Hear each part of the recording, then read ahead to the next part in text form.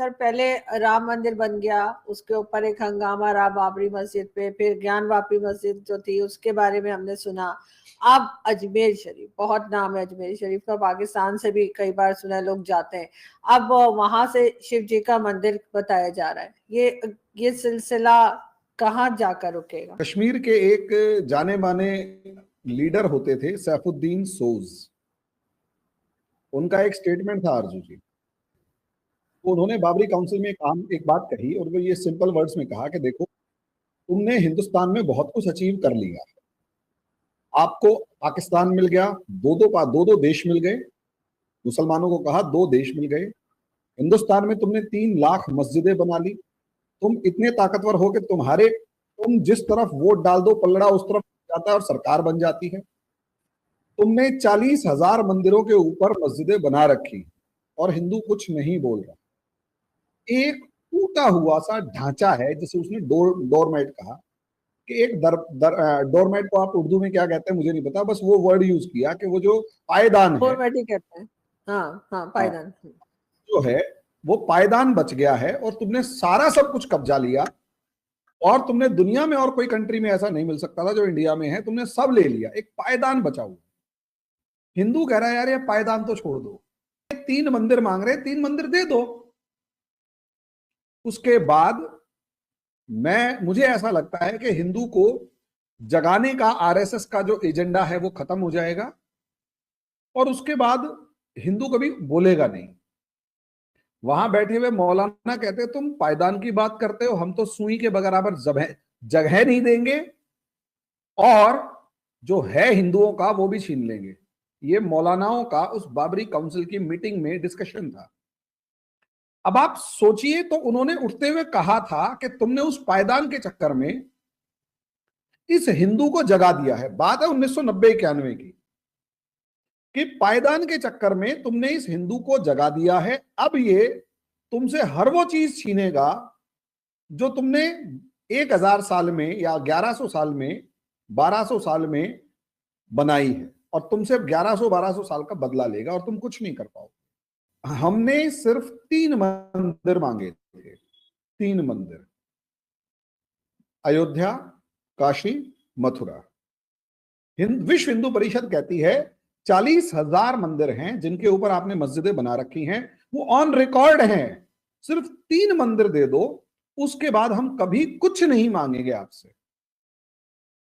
और मुझे याद है, मैं बरेली के अंदर एक क्लास ले रहा था आरजू जी, उसमें एक स्टूडेंट जियाउद्दीन नाम का लड़का था, और वो, ये बात 2019 की ही है जब ये फैसला आया था।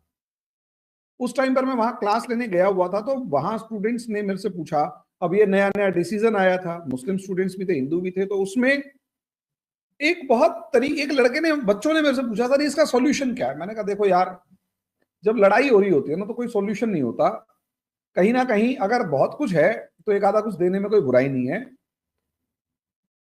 अयोध्या, काशी, मथुरा हिंदू समाज में, हिंदूज में वही स्टेटस रखते हैं जैसा काशी, मतलब मक्का, मदीना या काबा आपके लिए रखते हैं। तो अगर हिंदुओं का मक्का मदीना की तरह काशी मथुरा और अयोध्या हैं, तो अगर दे भी दिया जाए तो भाईचारे का एग्जाम्पल होगा। मुझे याद है आज भी उस बच्चे की जो नजरें थी, एक बड़े तीखी नजरों के साथ और तीखी भाषा में कहा कि सब बुत परस्ती के लिए तो 1 इंच जमीन नहीं दी जा सकती। मैं कुछ सेकंड्स के लिए शॉक्ड था उस बच्चे को देख के। यूपीएससी की तैयारी करने आया हुआ है। मैंने कहा बेटा फिर तो इसका सॉल्यूशन कभी नहीं निकलेगा, फिर इसका सॉल्यूशन तलवारें ही करेंगी, क्योंकि कोई सॉल्यूशन बचा नहीं इसका। क्योंकि एक पक्ष आपसे कह रहे हैं हम कॉम्प्रोमाइज करने के लिए तैयार हैं, जो हमारी सबसे ज्यादा इंपॉर्टेंस के मंदिर है वो दे दो। और ये माइंडसेट अगर उस स्टूडेंट का है, तो ये माइंडसेट हिंदुस्तान में रहने वाले, इनफैक्ट पाकिस्तान बांग्लादेश में रहने वाले हर मुसलमान का भी तो है। वो यही तो कह रहा है कि भाई हम बुत परस्ती के लिए 1 इंच जगह नहीं दे सकते।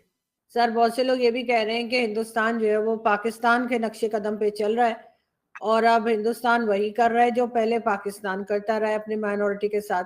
72 साल से हम इसी डर में थे कि यार लड़ाई रहन दो रहन दो। अब हमारे हिंदू कह रहे हैं भाई लड़ लो, लड़ लो। उसका पीसफुल सॉल्यूशन मैं बता देता हूं, मौलाना जितने बैठे हुए हैं ये आज कह दें कि आपके वो जो 3 आराध्य हैं उनकी जमीनें छोड़ने को तैयार हैं, और वक्फ बोर्ड कोई नई जमीन क्लेम नहीं करेगा, और जो कागज वाली जमीन है सिर्फ वो मानेंगे वरना नहीं मानेंगे।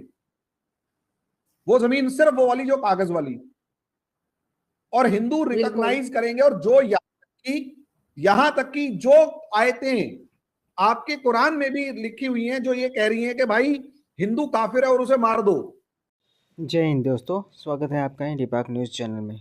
दोस्तों, मुग़ल काल में भारत में इतने मंदिर गिराए गए, लगभग 40,000 मंदिर तोड़कर उस पर मस्जिदें बनाई गई, जैसे कि बाबरी मस्जिद था, फिर ज्ञानवापी मस्जिद, और अब आ गई है बात अजमेर शरीफ की।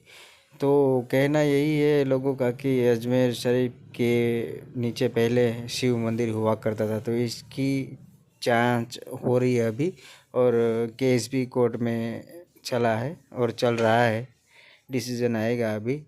और अगर ये प्रूफ हो गया कि वहाँ पर शिव मंदिर था तो फिर से वहाँ पर शायद मंदिर बनाया जाएगा। और इसी बात से पाकिस्तानी मीडिया को लगा है झटका कि ये लोग मस्जिदें गिरा रहे, पर हकीकत में जो उनकी हिस्ट्री थी, जो मंदिर था, तो वहाँ पर तो मंदिर ही होना चाहिए अगर वहाँ पर था तो। अगर नहीं था तो कोई बात नहीं, पर इन लोगों को इसमें भी दिक्कत हो रही है।